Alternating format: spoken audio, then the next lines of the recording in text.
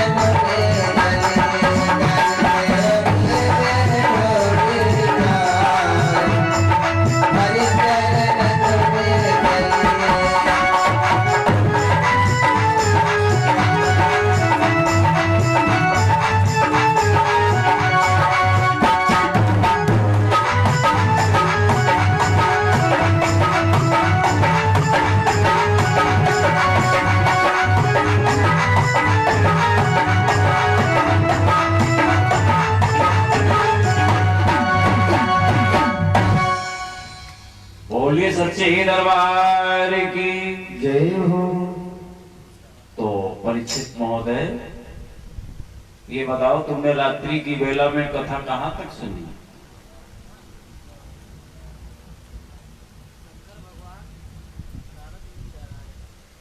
हाँ, ऐसे बताते रहोगे तो काम चलता रहेगा। इधर हरिहर गंगा के किनारे पर बैठे हुए श्री सुखदेव जी महाराज दिल्ली सम्राट परीक्षित को कथा का रसास्वादन करा रहे, और कराते कराते ये तृतीय दिवस प्राप्त हो गया। जिस तृतीय दिवस की ये प्रथम सभा चल रही है। जैसा कि आप लोगों ने रात्रि में सुना कि भूतनाथ भोलेनाथ अपनी देवी सती को राम की कथा सुनाने में असफल रहे। भोलेनाथ समाधि लगाए हुए हैं और मां भोलेनाथ को जगा रही है। लेकिन एक बात बता दूं, भोलेनाथ किसी के जगाने से नहीं जगते। वो जगते कब है? जब उनकी इच्छा होती है, क्योंकि सर्वेश्वर है ना। जानते हो कितना समय व्यतीत हो गया, तब इनकी आंख खुली कि बीते संवत और सहस 87 और तजी समाधि संभो अभी नासी। 87,000 वर्ष व्यतीत हो गए, तब भोलेनाथ की आंख खुली। 87,000 वर्ष थोड़े होते क्या? और ज्यों आंख खुली तो सामने हाथ जोड़े खड़ी हैं। कौन? मां सती। हर्षित उमा प्रीति अति बाढ़ी, और हाथ जोड़ आगे भई ढाढ़ी। भोलेनाथ ने देखा देवी खड़ी है, तो जानते हो क्या किया? सामने आसन डाला, कहा देवी विराजो। और जो ही सामने आसन पड़ा तो सती विचार कर रही है, सामने आसन, अरे हमारा तो आसन वाम भाग में है स्वामी के, लेकिन सामने आसन क्यों? जबकि सामने आसन होता है माता और पिता और गुरु का, अपने श्रेष्ठ का, जो अपने से बड़ा होता है, और नारी का आसन वाम भाग में होता है। लेकिन श्रोताओं, भोलेनाथ ने सोचा ये ज्यादा पूछताछ करेंगी समस्या खड़ी होगी। और उसी समय क्या हुआ? कैलाश पर्वत के ऊपर क्या देखा सती ने कि उसका बहनोई और सती की बहनें कहीं विमान पर बैठ करके जा रहे हैं। ये बहनोई कौन है? चंद्रमा।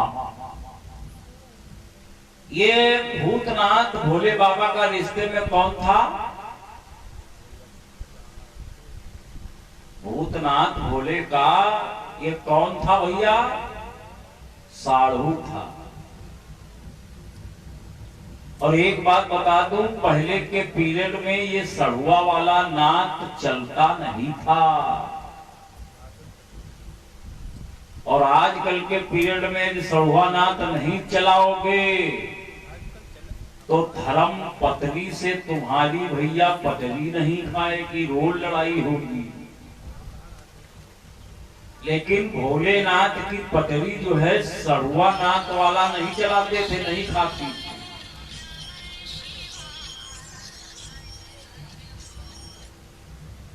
श्रोता बंधु, ये चंद्रमा के एक दो पत्नियां नहीं है, 27 पत्नियां थी। चंद्रमा के 27 पत्नियां थी। अश्विनी, भरणी, कृतिका, रोहिणी, मृगशिरा, आद्रा, पुनर्वस, अश्लेषा, मघा, उत्तरा, फाल्गुनी, ये जो है इस नाम से विख्यात थी ये पत्नियां। बड़ी सुंदर चर्चा। ये 27 पत्नियां चंद्रमा को विवाहित थी। राजा दक्ष के जो है, जो भोलेनाथ के ससुर हैं, राजा दक्ष, उन राजा दक्ष की 60 कन्याएं थी। 27 कन्या जो है चंद्रमा को विवाहित थी, 13 कन्याएं धर्मराज को विवाहित थी, और 4 कन्याएं महाराज कश्यप ऋषि को विवाहित थी। श्रोताओं, एक शंकर जी को जो सती जी है, 60 कन्याएं थी। तो भोलेनाथ से देवी ने कहा, अरे स्वामी, अच्छा सारी बातें छोड़ो, एक बात बताओ, ये हमारा बहनोई कहाँ जा रहा है बहनों के साथ? भोलेनाथ ने कहा, देवी ये तुम्हारा बहनोई जा रहा है तुम्हारे मायके और अपनी ससुराल। कहा स्वामी, हमारी ससुराल में क्या हो रहा है, क्यों जा रहा है? कहा वो इसलिए तुम्हारे पिता राजा दक्ष जो है वो कनखल में यज्ञ रचवा रहे हैं। यज्ञ? कहा यज्ञ मेरे पिता रचवा रहे हैं? कहा हाँ देवी। और कहा हमें कोई सूचना ही नहीं है, कोई निमंत्रण नहीं है। कहा हाँ, वो तुमको भूल गया। काहे? हमारे लिए एक बार ब्रह्मा जी के यहां सभा लगी हुई थी, तो कहा वहां क्या हो रहा था नाथ? कहा वहां पर प्रजापति की पदवी बढ़ रही थी। हम भी बैठे थे, ब्रह्मा जी, विष्णु जी, सारे देवता, ऋषि मुनि, यक्षनाग, गंधर्व, किन्नर सभी बैठे हुए थे और गंधर्वों का नृत्य चल रहा था। उसी बीच ये तुम्हारा पिता आ गया, जिसका मस्तक 100 सूर्यों के समान चमक रहा था। कितने सूर्यों के समान? अरे देखो, अनुमान लगा सकते हो आप लोग भी, जब एक सूर्य में इतनी चमक है और जहां 100 सूर्य हो, कितनी चमक हो सकती है। चकाचौंध। जितने बैठे थे सब उठ कर खड़े हो गए और दक्ष को प्रणाम करने लगे। विचार करने लगे कोई महान तेजस्वी पुरुष आ गया। लेकिन कहा हमने प्रणाम नहीं किया, ब्रह्मा जी ने नहीं किया, विष्णु जी ने नहीं किया। तो वो सोचने लगा सब लोगों ने प्रणाम किया,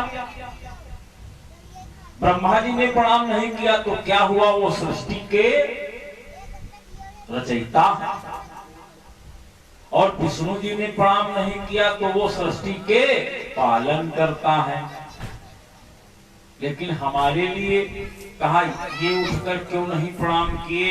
ये तो हमारे दामाद है। कहा दामाद तो पुत्र के समान होता है।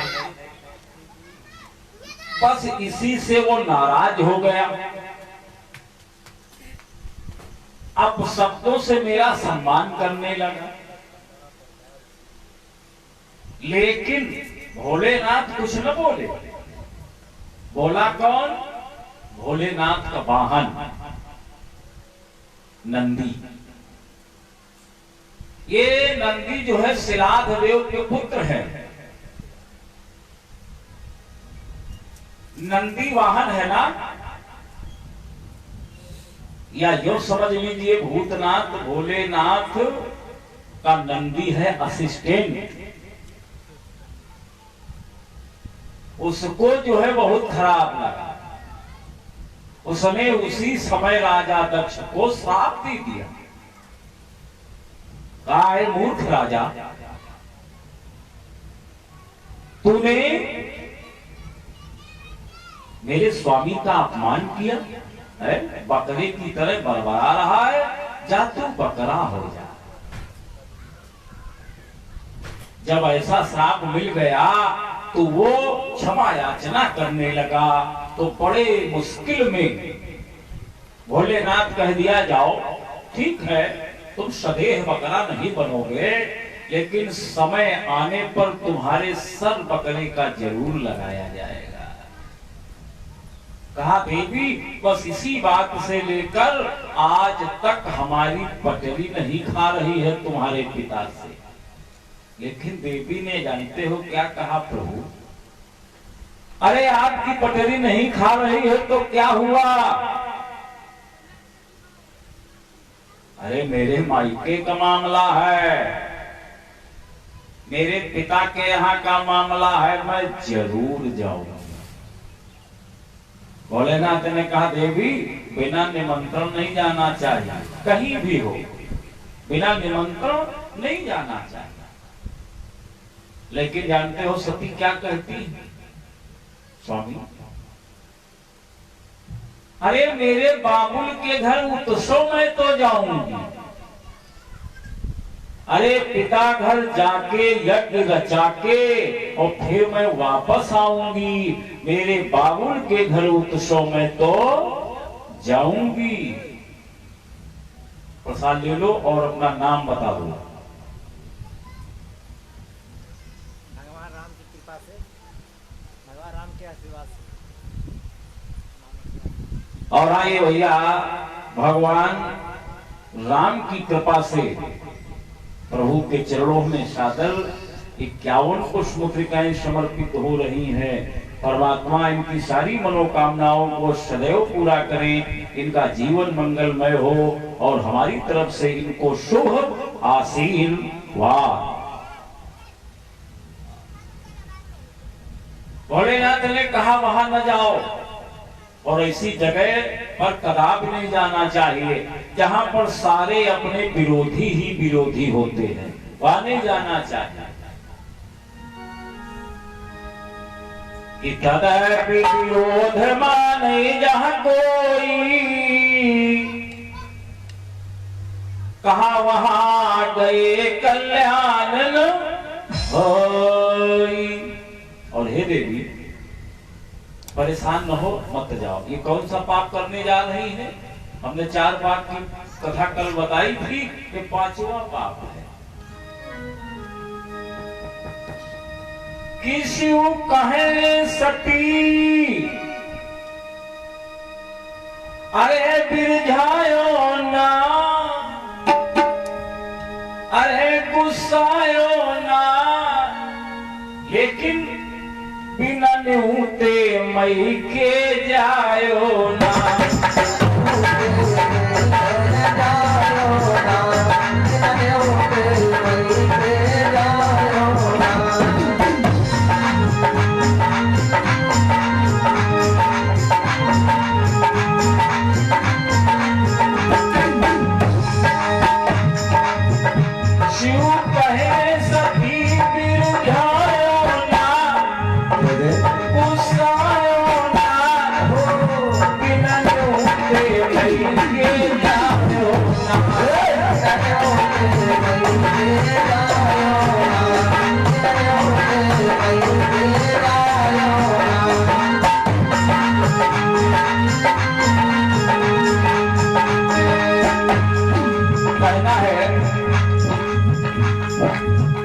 कुछ जगह ऐसी होती हैं जहां पर नहीं जाना चाहिए।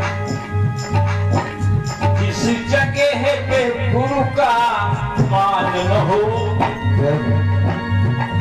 उस जगह पे जाना ना चाहिए।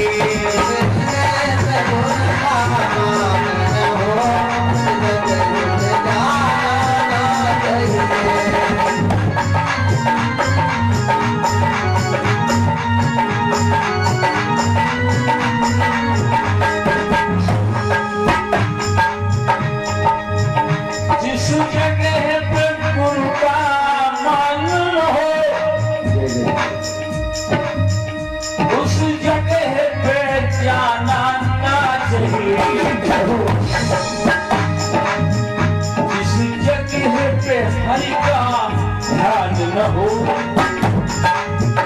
जिस जगह पे हरि का ध्यान न हो, उस जगह पे जाना